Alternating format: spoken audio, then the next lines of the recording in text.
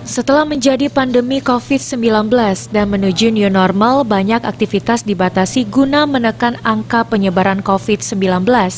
Beraktivitas di new normal harus tetap menjalankan protokol kesehatan yang dianjurkan oleh pemerintah. Seperti yang dikatakan Dr. Kemas Yuda Rahmana, selaku penanggung jawab upaya kesehatan masyarakat Puskesmas 7 Ulu Palembang.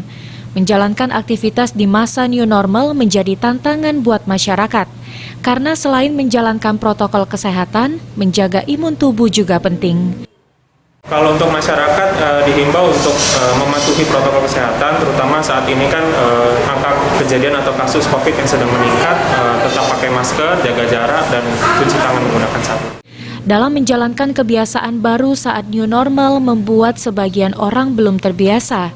Dengan menggunakan masker, menjaga jarak, serta penerapan hidup sehat merupakan langkah untuk menekan penyebaran COVID-19. Mardiansyah, PAL TV.